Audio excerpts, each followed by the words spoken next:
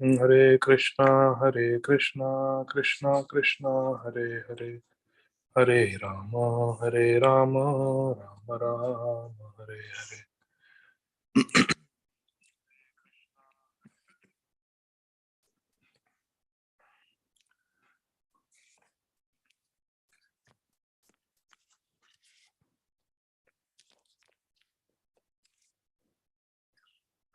Hare Krishna, Krishna Krishna, Hare Hare Rama, Rama Rama, Hare Hare.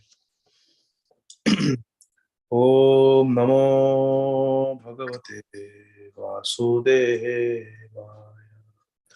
Om Ajnanatimirandhasya Jnananjanashalakaya Chakshurunmilitam Yena Tasmai Shri Gurave Namaha. Vandeham Shri Guru Shri Yuta Padakamalam Shri Gurun Vaishnavamscha Shri Rupam Sagrajatam Sahagana Raghunathanvitam Tam Sajivam Sadvaitam Savadutam Parijana Sahitam Krishna Chaitanya Devam Shri Radha Krishna Padan Sahagana Lalita Shri Vishakhanvitamscha Namam Vishnu Padaya Krishna Prasthaya Bhutale Śrīmate Bhaktivedanta Swami Namine Namaste Saraswate Deve Gauravani Pracharine Nirvishesha Shunyavadi Paschatya Deshatarine Jai Shri Krishna Chaitanya Prabhu Nityananda Shri Advaita Gadādhara Shri Vasadi Gaura Bhakta Vrinda Hare Krishna, Krishna Krishna, Hare Hare, Hare Rama, Rama Rama, Hare Hare. Hare Krishna, Krishna Krishna, Hare Hare, Hare Rama, Rama Rama, Hare Hare. Hare Krishna, Krishna Krishna, Hare Hare, Hare Rama, Rama Rama, Hare Hare. Hare Krishna. Dear devotees, thank you so much for your kind association. Very grateful to all of you for joining for our continuing study of Sri Bhagavad Gita. There was quite a few weeks gap where we could not have our class. So, by the blessings of Sri Guru, Sri Gauranga, we will continue. We have completed the 6 chapters of Bhagavad Gita. There are 18 chapters, and today we will start with the 7th chapter. The 7th chapter of Sri Bhagavad Gita is entitled Knowledge of the Absolute, which means knowledge about God. So let us begin. Verse number 1. Shri Bhagavan Uvacha Maya Saktamana Partha Yogam Yunjanmadashrayah Asamshayam Samagram Yatha Nyasyasya Tachrunu Maya Saktamana Partha Yogam Yunjanmadashrayah Asamshayam Samagram Yatha Nyasyasya Tachrunu. Translations and purports by our beloved founder Acharya Shri Śrīmad Abhay Charanarvind Bhaktivedanta Swami Maharaj Prabhupada. Srila Prabhupada ki Jai. Translation of verse number 1. Shri Bhagavan Uvacha means the Supreme Personality of Godhead, Shri Krishna, said to Arjun, Maya Asakta Manaha Partha. Partha is a name of Arjun, because Arjun is the son of Kunti Devi. And the name of Srimati Kunti Devi is Pritha. One of the names of Shri Kunti Devi is Pritha. So the son of Pritha is called Partha. So one of the names of Arjuna is Partha. Krishna is saying, Maya Sakta Manah Partha. O Arjun, if your mind is attached to me, Asakta means attached. And Mai means unto me. Maya Asakta Manah. And Manah means mind. So Krishna is saying that our mind should be attached to him. We should be attached to Krishna. We have so many attachments in this material world, isn't it? We have attachment to our body. We have attachment to our house, our wealth, our family members, our position in society, prestige, friends, property, car. We have so many attachments. Krishna is saying that the perfection of a yogi is to become attached to me. Maya asakta manah partha. O Arjun, you should be attached to me in your mind.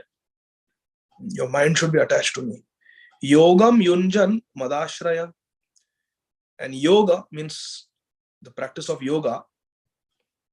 Yoga yunjam means by practicing yoga, madashraya. You have to take ashraya of me. Ashraya means shelter. We have a tendency to take shelter of different things in this world. We may take shelter of our own wealth. We may take shelter of our own skills, our survival skills, our skills to earn money. I remember when I was doing my residency training at Emory University, they once called a financial planner to do a free presentation to all of us graduating residents, so that when we become physicians, we know how to manage wealth. Because earning wealth is one thing, but to use the wealth properly, to invest it properly, that is a whole different education. So they wanted to equip us for our future lives. So they very kindly called this financial planner to give a free presentation to us. Of course, there was a financial interest to that also, because that financial planner came and did it for free. But his hope and expectation was that many of these new docs will hire him to manage their wealth. That way he will get business. So this financial planner, who's quite famous in Atlanta, he was making a presentation, and he began his presentation by asking us to write down what our greatest asset was. He gave us a paper and a pen and said, all of you write down, what is your greatest asset?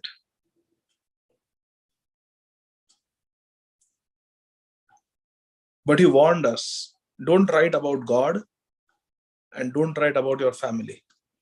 Don't say that my greatest asset is God, or my greatest asset is my family support that I have, my parents, my spouse, or whatever.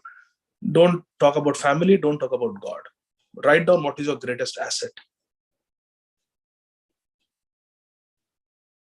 And we all came to the conclusion that our greatest asset is our education, professional education, this training that we are receiving to become independent, practicing, licensed physicians in the state of Georgia. This is our greatest asset. Because of this asset, we can earn our wealth. We can earn money. With that money, we can sustain our health, our family, meet all the needs, pay all the bills, and enjoy life. Hare Krishna. So we take shelter of many different things in life. We may take shelter of our professional degrees. I am a lawyer, or I am a banker, I am an investor, I am a financial planner, I am an engineer, entrepreneur, I have got this experience, I am an MBA, I am a doctor, whatever it may be. But we consider our professional training and education as one of the greatest assets we have in life. And on a material plane, it is true. So we take ashray, we take shelter of all these different things. We may take shelter of our, or we may depend on our education. We may depend on our insurance policy, that if something happen, God forbid, but should something happen, I have got a good insurance coverage. My family will be taken care of if I were to die. We may depend on so many things, family support, or so many things. But Krishna is teaching us in this verse, Yogam Yunjan Madashraya. Mad means my, and Ashraya means shelter, protection. Krishna is saying that you should take shelter of me by always thinking of me, becoming attached to me. You should take shelter of me. Avashya Rakshive Krishna, that Krishna is my protector. Rakshishati iti Vishwaso. We should have Vishwas, we should have faith that Krishna is my protector. Yogam Yunjan Madashraya. Asamshayam Samagram Mam. Yatha Nyasyasi Tad Shrunu. Now here, how by becoming attached to me through yoga, your mind attached to me and taking shelter of me, you can know me in full. Asamshayam samagram mam yatha nyasyasi. Nyasyasi means to know. Please, now here Arjuna, I am going to tell you the way by which you can become attached to me, you can always take shelter of me, you can always think of me, and you can know me free from doubt. Samshayam means free from doubt. Samshaya means doubt. And without any doubt, you will know me. All your doubts will be cleared. Just listen to what I have to say. Krishna is saying. So before beginning this chapter 7, Krishna is giving us an idea of what he is going to speak about in this chapter. He's going to speak about knowledge by which we can focus, meditate, concentrate on the Supreme Lord and know the Supreme Lord in full, without any doubts. So Srila Prabhupada writes in the purport that in this 7th chapter, the process of Krishna consciousness is described by Krishna himself. What is the meaning of Krishna consciousness? To be conscious of Krishna, to think of Krishna, to know Krishna. And that is exactly what Krishna is going to teach us. Srila Prabhupada says in the first 6 chapters of Bhagavad Gītā, the living entity has been described as non-material spirit soul. Done with the rounds? Think good up. Okay, I just muted. Somebody was not muted. One second, there's something in the chat box. Oh, we did the 10 verses. I don't think, Mataji. Oh, have we done the 10 verses already? Oh yeah, Bhumi Rappunalo Bhai, we have discussed this. I'm so sorry. I totally forgot. Okay.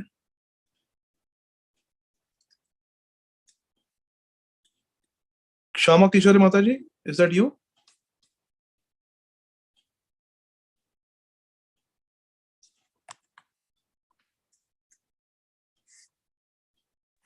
Hare Krishna Prabhu. No, this is Śrīmati Kishori Devi Dasi.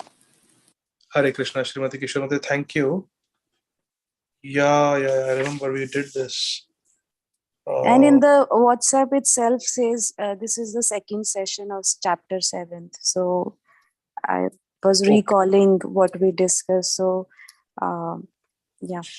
Perfect. So we did 10th verse. We have to start from 11th verse. Yes, Prabhu. Okay. Okay, my apologies. It's been so many days that I myself forgot. Okay.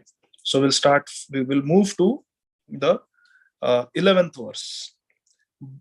Verse number 11 of chapter 7. Balam balavatam chaham kamaraga vivarjitam dharma viruddho bhuteshu kamosmi bharatarshava. Balam balavatam chaham.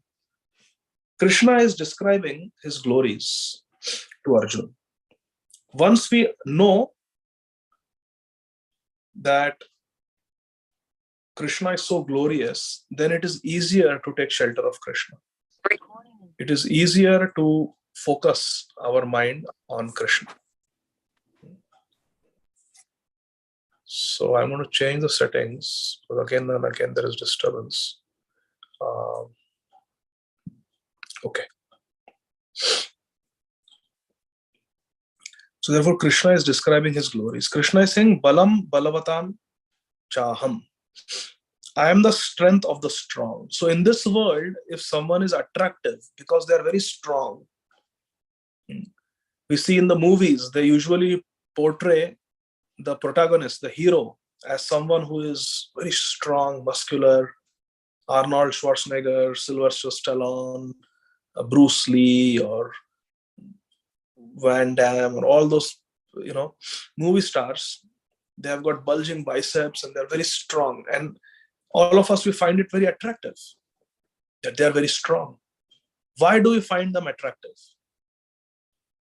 Because being strong is a quality of Krishna. Bala or strength is one of the opulences, Aishwarya of Krishna. And Sarva Akarshati iti Krishna. Krishna means Akarshan. Krishna is all attractive. And Krishna attracts us through his wonderful guna, wonderful qualities. And one of the attractive qualities of Krishna is his strength. How Krishna can lift Govardhan for 7 days and 7 nights with the tip of his pinky finger when he was only 7 years old. How Krishna can wrestle with King Kansa and defeat him. Even Bhishma Pitamaha could not defeat King Kansa. In Garga Samhita, there is a story where there is a battle between the Kauravas and King Kansa. They have a disagreement over payment of taxes, and there is a war. And the Kauravas are represented by Bhishma Dev. This battle happened before the Pandavas were born, when the kingdom of Hastinapur was under the care of Bhishma Dev, where they did not have an official king at that time because Maharaj Pandu had died. And sorry, it was not Maharaj Pandu. Maharaj Vichitravirya had died. And Chitrangad also had died. The two brothers, cousin, half brothers of Bhishma Dev, they had died, and their wives Ambika, Ambalika were widowed. And Bhishma Dev had taken a vow that he will never become the king. He will never sit on the throne and rule. So in the absence of any king, Bhishma Dev was the caretaker. At that time, a dispute broke out between Kansa, who was ruling Mathura, and Bhishma Dev, who was the caretaker of Delhi, Hastinapur. They are very close by, Delhi and Mathura. So a war broke out. Fierce war. Kansa on one side and Bhishma Dev on the other side. You can imagine what kind of a fight that must have been. And even Bhishma Dev could not defeat Kansa. Kansa also could not defeat Bhishma Dev, but Bhishma Dev also could not defeat Kansa. And Bhishma Dev retracted actually. He accepted defeat from Kansa. That story is there in Garga Samhita. He not exactly accepted defeat, but he accepted the conditions of Kansa. And he withdrew because there was too much bloodshed going on. Bhishma Dev didn't want that. And of course, as a Mahajan, he knew that in the future Krishna is going to come. But that personality who had subdued powerful personalities like Putana, Aghasur, Bakasur, Trinavarta, Keshi, Arishtasur, that King Kansa who had subdued all these demons and made them into his personal servants, who even Bhishma Dev could not defeat in a war, that Kansa was dragged down by Krishna by the hair and punched and beaten into pulp, killed by Krishna with his fists.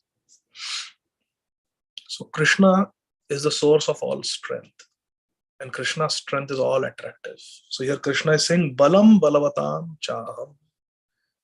Krishna is the source of all strength. I am the strength of the strong, Krishna says. So if anyone's strength is attracting us, whether it's a WWF wrestler or anyone, Muhammad Ali, or anyone whose strength is attractive to the world, it is simply because that strength is a display of Krishna's strength. Krishna is saying, Balam Balavatam Chaham. I am the strength of the strong. Kama Raga Vivarjitam. Many times, people, when they become strong, they become arrogant and proud of their strength. Isn't it? It's a natural tendency. The British, they were great conquerors. And what was the famous saying going around? The sun never sets on the British Empire. They became very proud of their strength. Alexander also became very proud. Genghis Khan also became very proud. Aurangzeb also became very proud. All these personalities, they were very powerful, very strong. They were great conquerors. They conquered vast areas of land. But then they became proud and arrogant.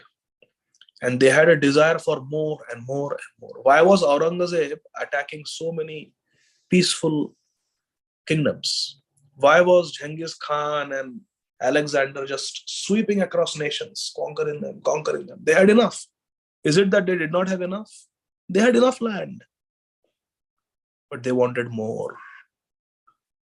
This is called desire or kamana, an attachment. Attachment to power.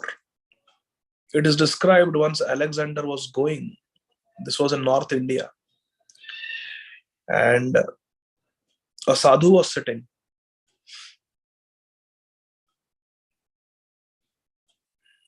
And Alexander came to know that the sadhu is very powerful. In the hot summer, he keeps 4 fires around him in all the 4 directions, north, south, east, and west. He sits in between the 4 fires and practices meditation in the hot summer to test his tolerance of the heat. In the cold winter, he goes to the Himalayan mountains where there is heavy snow, ice, and he submerges himself in the almost frozen river there, Ganga, and performs his meditation. Extreme cold in the winter. He goes to the snow-covered areas. Alexander was surprised. How could someone survive such austerities? And how could someone take on such voluntary hardships? Why would someone do that?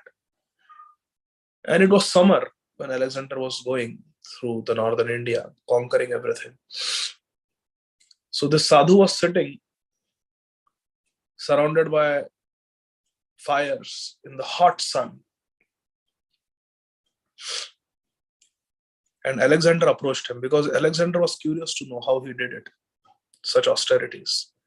So Alexander went and asked him, how do you control your senses so wonderfully that in the hot summer you sit surrounded by fire, in the cold winter you sit submerged in icy waters? How do you do it? So the sadhu opened his eyes and he told Alexander, please move away because you are blocking the sun standing here.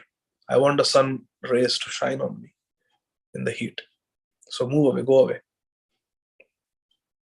Alexander was very offended. He drew his sword. He said, you rude, arrogant fellow, I will behead you right now. The sadhu told Alexander, this is the difference between you and me.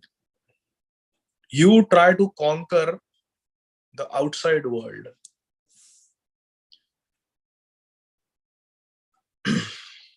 But actually, you should understand who you are. Alexander said, who am I? The sadhu told Alexander that you are the servant of my servant, Dasanudas. What? I am no one's servant. I am Alexander the Great. I am the conqueror, the emperor of practically more than half the world. How can you call me servant of your servant? The sadhu explained very calmly that as a yogi, I have conquered anger. I have conquered lust. I have conquered pride and envy and greed and ego. But right now, you are angry at me. That means you are under the control of anger. But I have controlled anger. So anger is my servant. But you are under the control of anger. Therefore, you are servant of my servant. My servant is anger, and you are under the control of my servant anger. So you are my servant of the servant. Dasanudas. Immediately, Alexander understood that this yogi is very deep in his analysis. So he offered his respects. He did not behead, offered his respects. Another time, there is a famous story all of you must have heard. There's a saying in Hindi, Abhi Dilli bahut dur hai. How many of you have heard this? Raise your hand. Abhi Dilli bahut dur hai. Abhi Dilli bahut dur hai. It's a common saying in Hindi. What does it mean? It means don't count your chickens before the eggs hatch.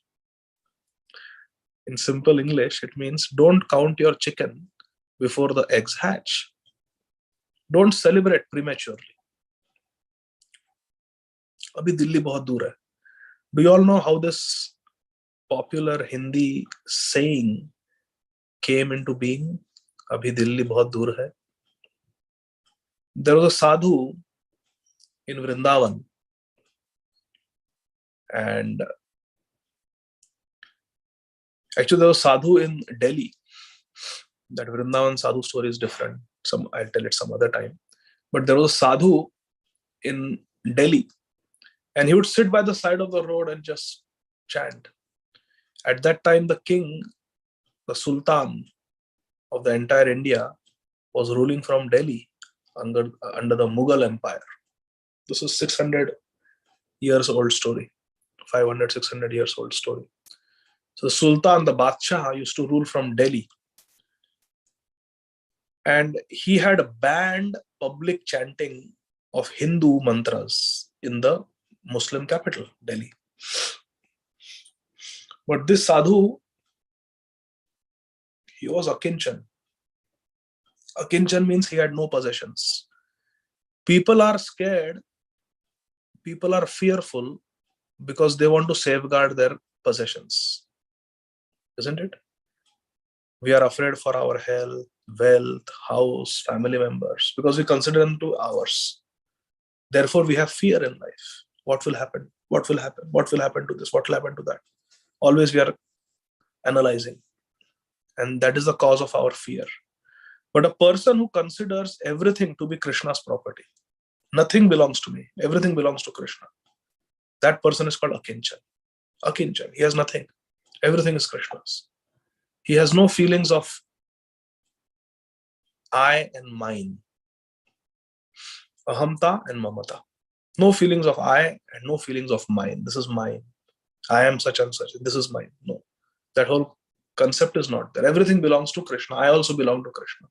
Manasa deha geha jo kichu mor arpilu tua pade nanda kishore. Everything belongs to Krishna. Such a person is called akinchan. That Babaji was akinchan. He did not care about his body. He did not have a family. He did not have any wealth, money, nothing. He said, life is meant for bhajan. Life is meant to worship Krishna.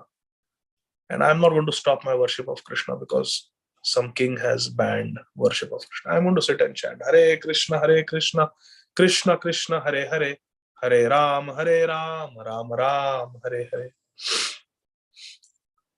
The king had banned. And at that time, the king had gone in the eastern direction to conquer more territory. He had gone on a war. in the southeast direction to conquer more land. Orissa, that area. He had gone. Bengal, Orissa, that area. Southeast. And every now and then he would get reports of his kingdom, how things are. After being victorious, after conquering certain kingdoms, finally the Sultan was coming back to Delhi in a major royal victory parade because he was victorious. And every week or so, messengers would come from Delhi and give reports. So one week he got a report that the public chanting of Hindu mantras has completely stopped, except for this one sadhu who sits by the side of the road chanting. And he's very dear to the Hindus. He's very famous among them, very popular. So the Muslim administration was a little concerned about taking a stance against him. But the Sultan, the king, was not scared. So what? Even if there is a Hindu uprising, I can subdue it. But I will not tolerate chanting of Hindu mantras publicly. After all, India has become a Muslim state now. So tell him that the day I come back with my victory parade, I will slice his neck with my sword. And that very place where he's sitting, it will be smeared with his own blood. I'm coming. My victory will be complete when I come and personally slice off his neck. Give him that message. I'm coming. I'm coming. Tell him he's as good as dead. I have given him the death penalty. He's as good as dead. Go tell him. So before the king arrived in Delhi, the messengers came back, returned, and they gave this message to the sadhu who was chanting, Hare Krishna, Krishna Krishna, Hare Hare, Hare Rama, Rama Rama, Hare Hare. Messenger said, Oh sadhu, chant your last rounds because the Badshah is coming. He's coming back to Delhi very soon. And the day he comes, you will be dead. At that time, the sadhu told the soldiers, Abhi Delhi bahut dur hai. He said, Abhi Delhi bahut dur hai. Yes, he is coming to Delhi, but he has not reached Delhi yet. Delhi is still quite far. He has several days of travel still left. In those days, the travel was very slow. So what happened was, the king was coming to Delhi, and on the way, the king got some disease, malaria or typhoid or something, but the king got very high fever, and royal vaidyas, royal doctors were dispatched. Some were traveling with the king, but the royal doctors were dispatched from Delhi also, and they tried different treatment, different herbs. Nothing worked, and the king died. And then it became very famous. Abhi Delhi bahut dur hai. Don't count your chickens before the eggs hatch. Don't celebrate prematurely. Don't be arrogant. Don't be arrogant. So, like that. Krishna is balam balavatam chaham. Krishna is a source of all strength, but Krishna has no arrogance and no pride. Kama raga vivarjitam. Kama means material desires, and raga means attachment. Krishna has no material desires. Not that, oh, I am so strong, now I'm going to acquire this. I want to get the Mr. Olympia title or Mr. Universe, or I want to be known as the macho man, or I want to attract so many girls with my strength. I want to impress people. I want to be on the front page of the magazines. Krishna has no such desires. Kama raga vivarjita. Nor is Krishna attached to anything. Completely detached. Completely prideless. That is the beauty of our Krishna. Even though he is the strongest of the strong. In fact, every strong person, the strength that they have is a tiny fragment of strength borrowed from Krishna. Balam balavatam chaham. I am the source of the strength of the strong. But I am kama raga vivarjita. I am devoid of any attachment or material desires. Dharma viruddha bhuteshu kamosmi bharatarshana. And Krishna is saying, I am also sex life. that is not opposed to the principles of religion. Dharma aviruddha. Viruddha means opposed. Aviruddha means not opposed, in harmony with. So sex life which is in harmony with the laws of religion, with the religious codes, Krishna says that is very beautiful. That is very much approved by me. In fact, I authorize that sex life which is in keeping with the principles of dharma. And that means it is only allowed between a married man and a woman.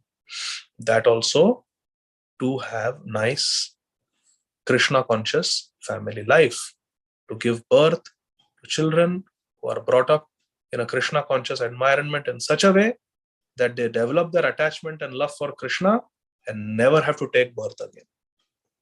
Guru na sasyat, swajana na sasyat, pita na sasyat, janani na sasyat, devaya na sasyat, na pati na sasyat, namo chayetyo samupeta mrutyum. One is not allowed to be a guru. One is not allowed to be a family member. One is not allowed to be a father. Guru na satyat, swajana na satyat. No family member, no guru. You cannot become. Pita na satyat. You cannot become a father.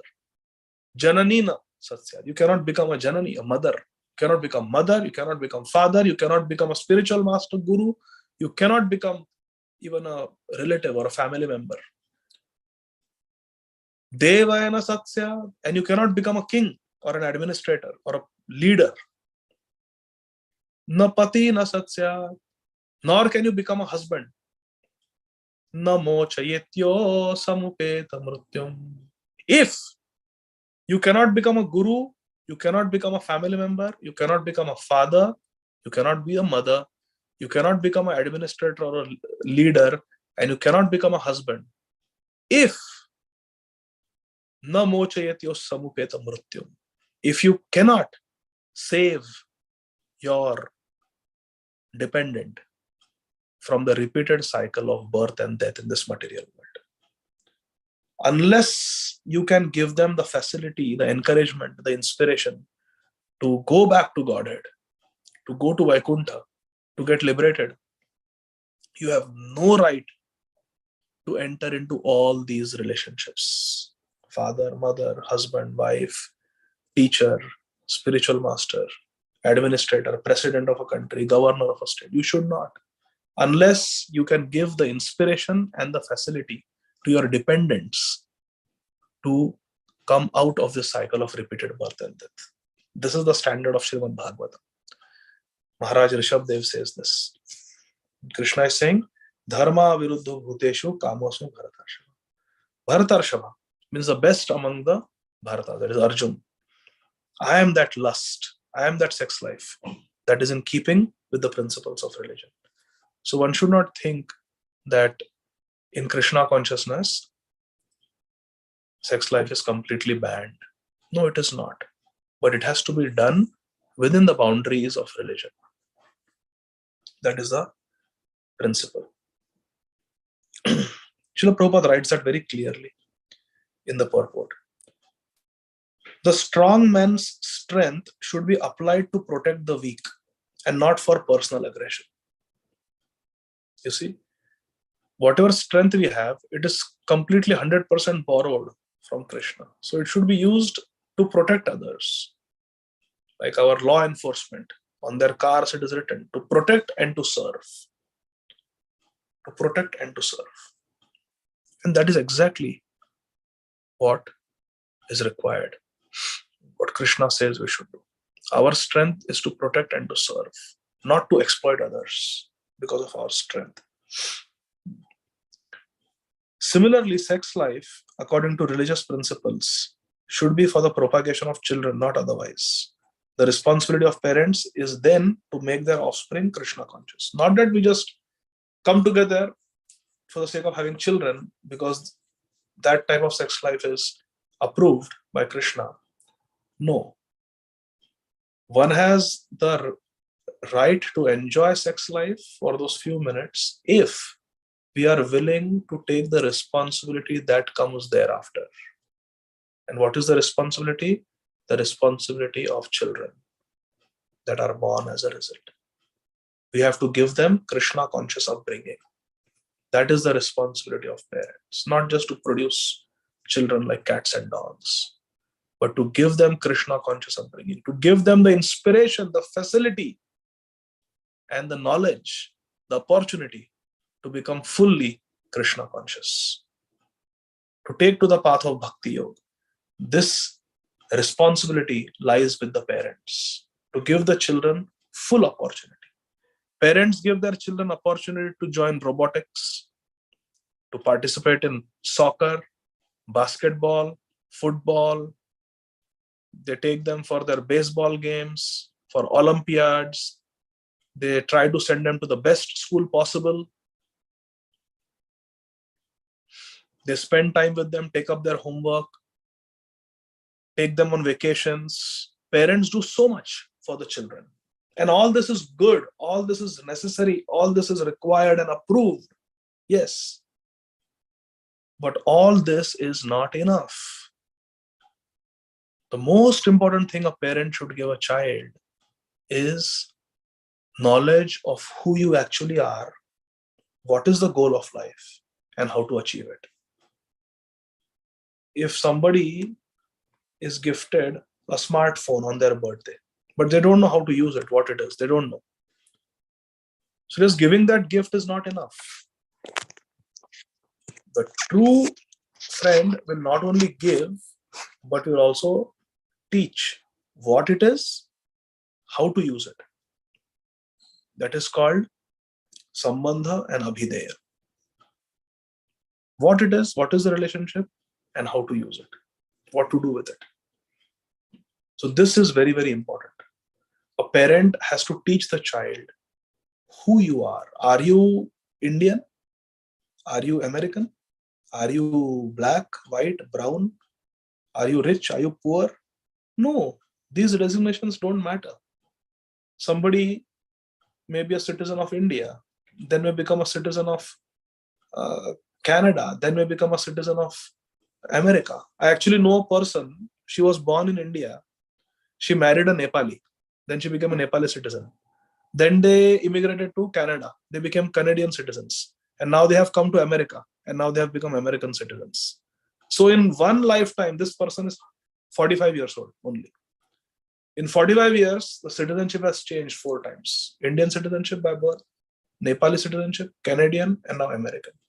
What does this tell us? That we are neither Indian, nor Nepali, nor American, nor Canadian, nor Australian, nor European. No, nothing. These designations are completely superficial and temporary. So many Hindus become Muslims.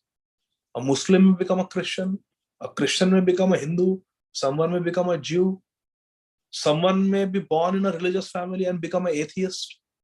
So this religious designation also is not who we actually are. Are we man, woman? No. Sometimes even the sex can be changed through surgeries, through hormones. So male, female, LGBTQ, this is also not who we actually are. We are none of these things. Jivera Swarup hai Krishna Nityadas. We are neither man nor woman. We are neither Indian nor American. We are neither Maharashtrian nor Gujarati, nor Telugu, nor Tamil, nor North Indian, not Bhojpuri, not Kashmiri, not Assami, not Bengali, not Odian. No, we are none of these things. These are all temporary designations. Naham vipro na cha narapatir na api vaishyo na shudro, naham varni na cha grihapatir no vanastho yatirva. Kintu prodyan nikhila paramananda purna mritabdher gopi bhartu padakamayor. Das, dasa, dasa. We are servant of the servant of the servant of Radha and Krishna. That's who we are. Sarva upadhi vinirmukta tatparatvena nirmala. Rishikena rishikesha sevanam bhakti uchate. What is sarva upadhi vinirmukta? Upadhi means what? Title. These are all titles. Are you male? Are you female? Are you Hindu? Are you Latin? Are you Mexican? Latino? African American? Are you European? Caucasian? Are you Indian, native Indian? Who are you? No, these are all superficial, temporary designations. They have no substance. We are none of these things. Gopi bharatu pada kamalayor, das, das, anudas. Jivara sarupaya Krishna nitya das. We belong to Krishna. All of us. The plants, the insects, the birds, the trees, animals, human beings, everyone belongs to Krishna. Every jiva, every living entity belongs to Krishna. Lord Krishna is saying, Mama amsha jiva loka jiva bhuta sanatana. Eternally we belong to Krishna. So all these designations are temporary. Therefore, the greatest duty of a parent is to teach the child that you are not all these things. You are a servant of Krishna. That is the first thing a parent should teach a child. What is the second thing? Okay, I belong to Krishna. Then how do I develop my relationship with Krishna? My spiritual relationship. That knowledge has to be given. Chanting, hearing, associating with sadhus, reading Śrīmad Bhagavatam, Harinam Sankirtan, Vaishnav Seva. These are the different methods how we can revive that lost relationship with the Supreme Lord, Krishna. This knowledge has to be given. This training has to be given by parents. This is their foremost duty. Srila Prabhupada is saying. The responsibility of parents is then to make their offspring Krishna conscious. Verse 12. Ye chaeva satvika bhava rajasasta masascha ye matta eveti tan vidhi natvaham teshu te mai. Lord Krishna is telling Arjun, know that all states of being, be they be goodness, passion, or ignorance, sattvika, rajasa, tamasa, all of these states of beings, all of these different bhavas, they are manifested by my energy. All these three modes of material nature, goodness, passion, ignorance, which are controlling this whole world, they are Krishna's energy. Krishna is saying, I am in one sense everything, but I am independent also. I am not under the modes of material nature, for they, on the contrary, are within me. Krishna is saying that I am everywhere through my energy, but still I maintain my own independence. I am separate also. As Vishnu, he is present everywhere. Vishati means to enter in every molecule. As Kshirodakshay Vishnu, Krishna is present in every molecule. He is present in everyone's heart as Paramatma. He is present everywhere. He knows everything as Vishnu. But as Krishna, Goloka eva nivasati akhilatma bhuto govindam adi purusham tamaham bhajami. As Krishna, he is eternally staying in his own spiritual abode, Golok Vrindavan. Natad bhasyate suryo na shashanko na pavaka yad gatva na nivartante tad dhama paramam mama. Krishna lives in his own param dham. Dhamna svena sada nirasta kuhakam satyam param dhimahi. Krishna lives in his own abode, eternally, spiritual abode. Just like we have our abode, we have our address, house. If Krishna is a supreme person, why Krishna should not have his own house, his own abode, his own planet? Krishna does. But Krishna doesn't want to enjoy there alone. He wants all of us to be with him because he loves us. Srila Prabhupada writes in the purport that all material activities are conducted under three modes of material nature. All of us, my dear friends, are under the influence of the three modes of material nature. Karanam guna sangasya sad asad yoni janmashu.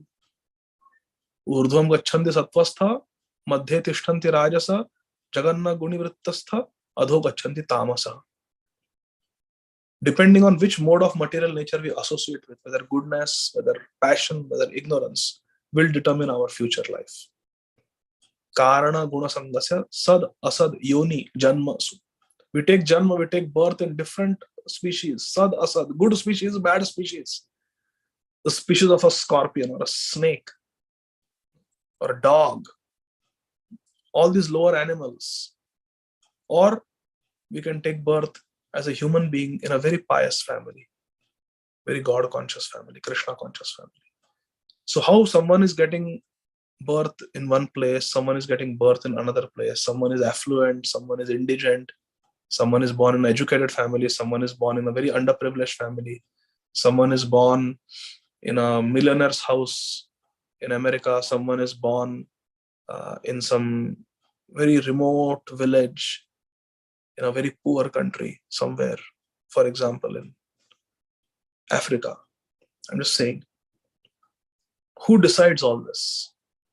It is based on our previous activities. Krishna is saying in Bhagavad Gītā, Karana guna sangasya sad asad yoni janmasya. Guna sangasya, as we associate with the modes of material nature, our destination is determined.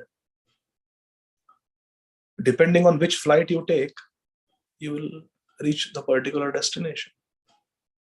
If someone has the money and they pay $3,000-4,000, they can travel business class.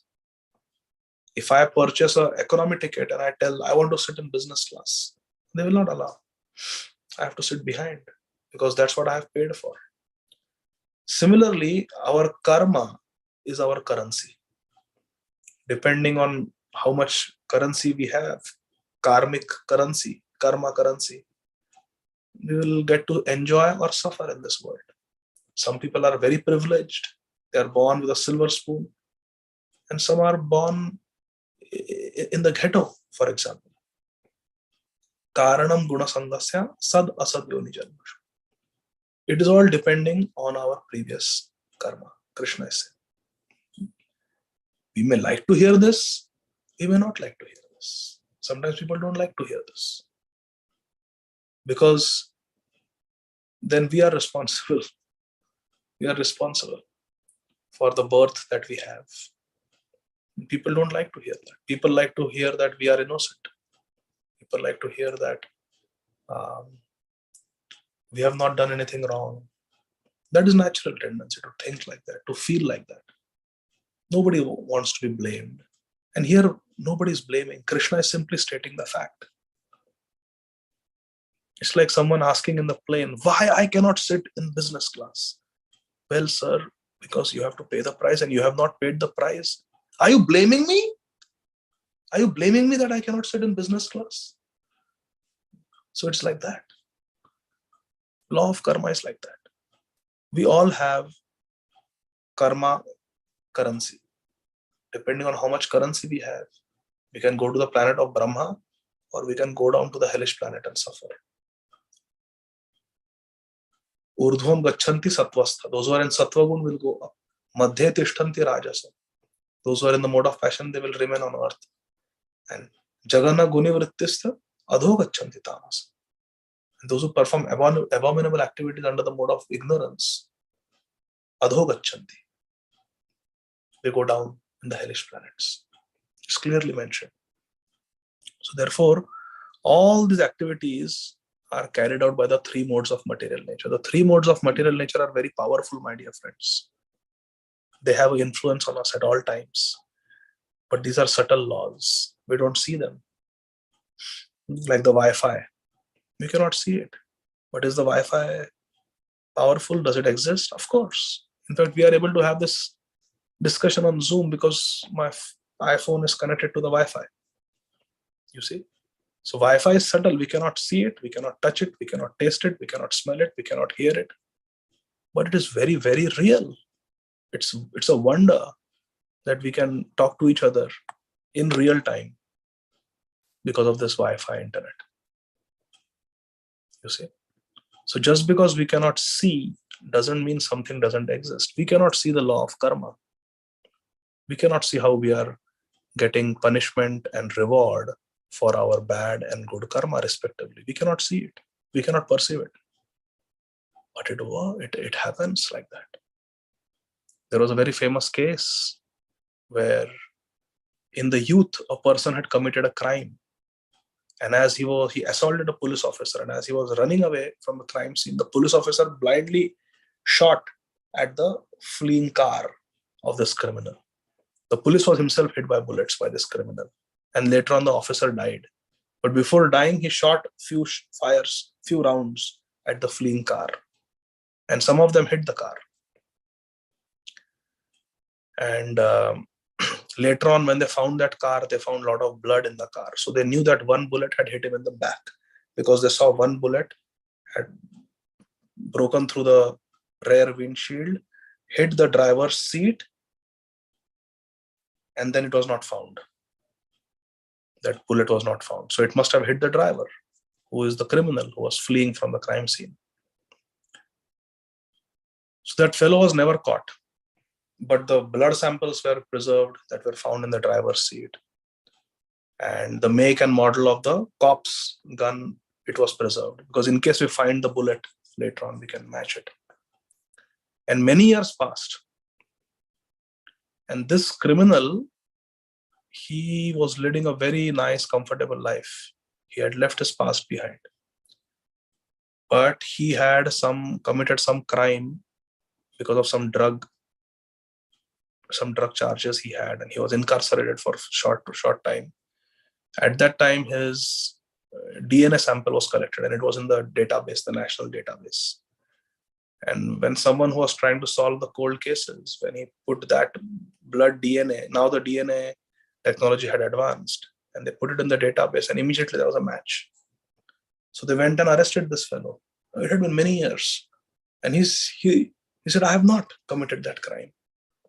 In fact, he had committed so many crimes that he could not remember. Genuinely could not remember that crime. He said, I don't remember. So they looked at his back, and there was a gunshot wound. And there was a bullet lodged in the subcutaneous tissue. Because the bullet had to go through the seat, it couldn't really cause real damage. It was buried in the muscles and fat. He never went to the doctor also for that. He was afraid if he goes, he will be caught. And that bullet was later on matched ballistically with that gun of the cop who he had killed. And everything matched. The trajectory and his height was matched, calculated, and it was exactly hit him where it should have. And of course, the DNA analysis was there, which is 100% accurate almost. So he was imprisoned for something he did not remember also. So is that an excuse? I don't remember having committed that crime. He didn't remember. It had been many years. But his karma caught up with him. This is law of karma. It's a true story. So we may not remember what we have done, what bad things we have done, but karma is real. The three modes of material nature are real. They are affecting us. And consciously, we should try to associate with mode of goodness, my dear friends. We will discuss these three modes in the subsequent chapters. They are discussed in great detail. There's a whole chapter called Three Modes of Material Nature in Bhagavad Gītā. We'll discuss it in the future, Krishna willing. But we should consciously try to associate with the mode of goodness. That is the best way to live in this world. Mode of goodness means being kind, being truthful, being clean, being punctual, performing our duties without attachment, thinking about the welfare of others, not hurting others, thinking of Krishna, having a service attitude. This is all mode of goodness. We should try to cultivate this. Mode of passion means I want to earn more money, I want to become famous, I want to do this, I want to do that, I want to eat tasty food. All these different hankerings and desires, material desire, that's mode of passion. And mode of ignorance means to be completely ignorant and unaware and disinterested in how others feel, giving them pain, being sadistic, or being completely lazy, just being in your room and playing video games and I'm gaming now, getting a gaming chair and sitting in a dark room and just playing video games hour after hour, or just binge watching Netflix or other streaming apps, just in a dark room sitting and watching. That is darkness, completely detached from reality. A person in the mode of passion is at least working in the real world for something real and tangible. He wants to enjoy sense gratification. That's mode of passion. But mode of ignorance is completely detached from reality, disconnected from reality. Movies, video games, sadistic behavior. These people, crazy people who go and they shoot innocent, kill children in schools, all these terrorist attacks, where you don't even give a chance for the person in front of you to fight back. Is that bravery? Just because you have got a AR-15 rifle, you've got an assault rifle, does it mean you have the right to just go and shoot helpless people who are unarmed? That is not Kshatriya. That is cowardice. Completely insensitive to the feelings of others. How are the parents going to feel? The parents of those children that you're killing. How much pain? For what? Why? So this insensitivity, not being thoughtful, complete ignorance of what is right, what is wrong. It is called mode of ignorance, tamogun, the worst of the three modes. So we should try to be in the mode of goodness, and from the mode of goodness, which is characterized by being compassionate, being truthful, being satisfied, being caring and concerned about others, just being a good citizen. That is mode of goodness. From that, we can rise to the next level, and that is the spiritual platform. These are like different rungs of a ladder. Mode of ignorance is lowest. Mode of passion is one step above. Then there is mode of goodness. And above mode of goodness is the transcendental, spiritual platform. So to get to the spiritual platform, we have to be on the level of goodness. We cannot come to the spiritual platform from passion and ignorance. Therefore, we should try to cultivate these qualities of goodness, and at the same time, we must cultivate spiritual habits, spiritual temperament, spiritual attitude, and spiritual practices, mainly by chanting Hare Krishna, Krishna Krishna, Hare Hare, Hare Rama, Rama Rama, Hare Hare.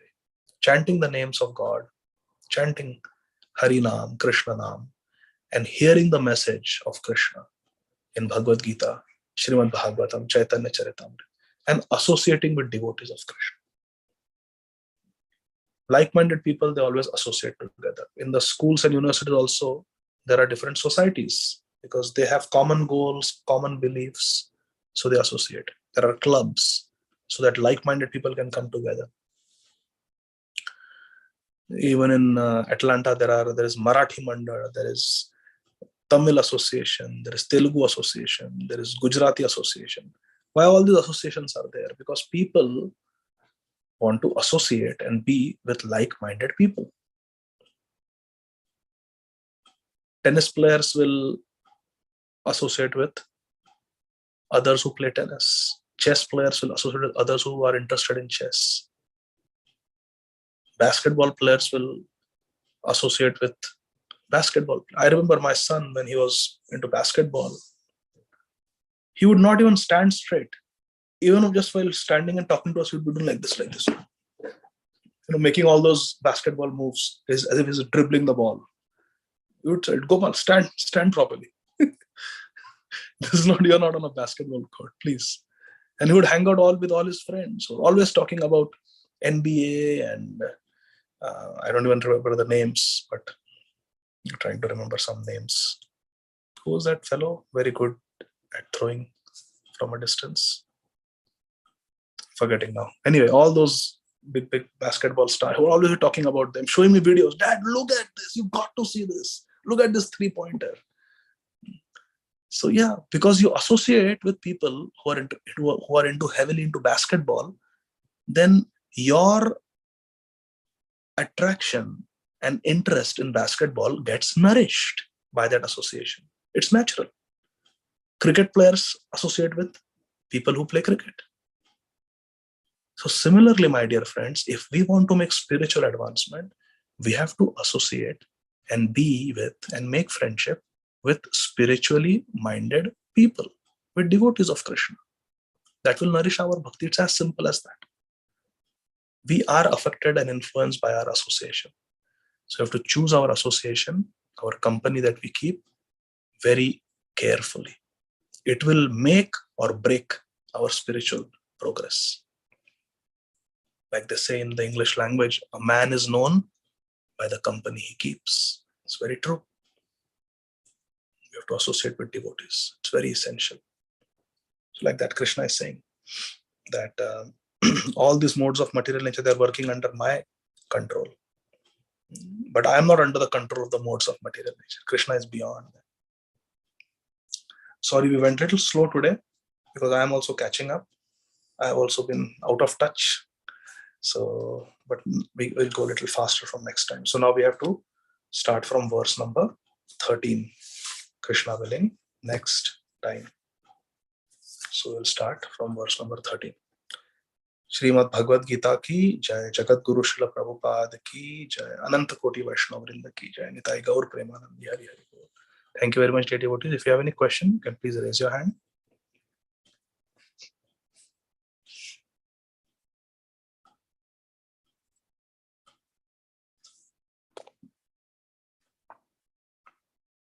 So I don't. Oh, one. Yes, Divya Mataji, you can unmute and ask a question. Go ahead, please. Hare Krishna Prabhuji. I wanted to ask you, you were talking about the strength and Krishna lifting the Govardhan hill. And whenever I hear about that pastime, I always think of Lord Hanuman, how he was flying with that mountain from Himalaya all the way to Sri Lanka. So I'm just wondering, if you compare these two pastimes, is one more prominent than the other? I mean, we glorify Krishna so much for lifting the Govardhan hill, but I'm just wondering, how does that compare with Lord Hanuman lifting that mountain and flying across? I mean, he flew with holding that mountain. That was one question. And second question I had was, like you spoke about being in association of devotees.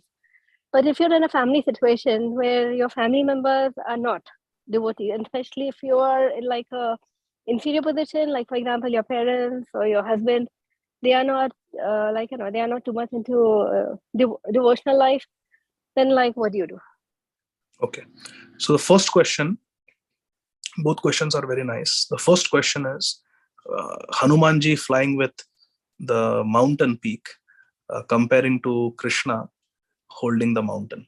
So here we see a very sweet nature of Krishna. And what is that nature? That Krishna always wants to show that his devotee is greater than him. More man Prabhu asa vishwasa, Ramate adhik Rama kardasa. Goswami Tulsidas ji says that Lord Ramachandra has to depend on a bridge built by his Vanar Sena to cross the ocean. But for his Vanar Senapati Hanumanji, bridge is not required. He could just jump across. So Lord Ramchandra is showing that I need a bridge. I cannot fly. I need a bridge, but my servant Hanumanji can fly. So Krishna, why is Lord Ram doing this? To teach the world that my devotee is greater than me. And glorifying my devotee is more important than glorifying even me. Krishna could have killed all the warriors in Kurukshetra battle and taken the credit, but he did not. He wanted to give that credit to his devotee Arjuna. Similarly, when Krishna married Rukmini, Rukmini's envious brother Rukmi attacked Krishna with his army. And Krishna, of course, his soldiers were there with him. Few soldiers had come from Dwarka. Balramji also had come. But Krishna single-handedly defeated all of them. And then Krishna told Rukmini that, see, your army has defeated the enemies. Krishna is not taking credit for himself, that I defeated them. He said, no, Rukmini, not even my army, your army. Because now she's Krishna's wife. So the army of Krishna belongs to her. See the sensitivity of a husband to his wife. Saying that, oh Rukmini, oh Priya, your army has defeated all the enemies. Now do not fear. Now we can go safely to Dwarka and live there happily. So Krishna is always giving credit to his devotees. That is Krishna's nature. He wants to show his devotees are greater than him, always. Once Srila Prabhupada was asked, Srila Prabhupada, you traveled across the world at the age of more than 70. 11 times you traveled. And you preached Krishna consciousness everywhere. But Sri Chaitanya Mahaprabhu is the Supreme Personality of Godhead. He could have very easily done this. Why did he not do this? Why did Sri Chaitanya Mahaprabhu not preach all over the world? Why did he preach only in some parts of India? Srila Prabhupada very frankly said that yes, Sri Chaitanya Mahaprabhu could have done that. But he wanted to give the credit to me. He wanted to give that credit to me. So yes, Krishna only lifted a hill, but his devotee Hanumanji is not only carrying the mountain, but he's flying with it and fighting with demons at the same time and doing it so quickly, just in time to save Lakshman's life. Yes, this is because Krishna or Lord Ram, they are the same personality, same person. They want to show that my devotee is more glorious than me. That is just the nature of Krishna. He wants to show that his servant is greater than him. That's the first question. Second, we should try to control our family members with our love. Arguing, giving philosophical explanation may not work in a relationship of husband-wife or parents and children, especially if they are in a position of authority, or like you said, they are in a more powerful position from certain points of view. Then it may not work. So we should try to control them through love, by being a good wife, being a good daughter, a good son, a good husband, a good brother or a good sister. Through our love and affection, it is possible to melt their hearts, to change their hearts, and to make them favorable to the practice of Krishna consciousness. But being confrontational, being argumentative, it has the opposite effect. So Sri Chaitanya Mahaprabhu says, Antare nishtha kara bhaya lok vyavhar achirata Krishna tomai karibe uddhar. Antare nishtha karo. Internally, you be fixed in your service and determination. Bhaya lok vyavhar. But externally, you behave like an ordinary person, ordinary husband, ordinary wife, ordinary child. Just everything, talking, laughing, joking. Externally, be like a family man, family person, no problem. But internally, be attached to me. Morning, you wake up and you chant intensely for 2 hours. Read Prabhupada's books. Even 15-20 minutes possible, you hear sometime in the afternoon when you have a little break. So, antare nishtha karo, bhaya lok vyavhar. But externally, perform all your worldly duties nicely. What will be the result? Achirata Krishna tomai koribe uddhar. Achirat, very soon in the near future, Krishna tomai koribe uddhar. Krishna will deliver you very soon. Krishna will take you to the highest abode very soon. Just internally be devoted to Krishna and externally do all your worldly duties and responsibilities nicely. No problem. Krishna knows what is in the heart. He is bhavagrahi. He knows our bhav, what is in our heart. So we should be nice to our family members, and slowly, slowly they will become favorable and they will support us in our practice of Krishna consciousness. And they themselves may or may not become devotees. Many times they do. Even if they don't, they will support and they'll cooperate with Krishna consciousness eventually. We have to control them with our love. Is that okay, Divya Mataji? I think you are muted now. I hope that was okay. Yes, Prabhuji. Thank you. Hare Thank Krishna. you. Hare Krishna. So there are no more questions, so we'll stop here. Śrīmad Bhagavad Gītā ki Jai, Śrīla Prabhupada ki Jai. Thank you very much.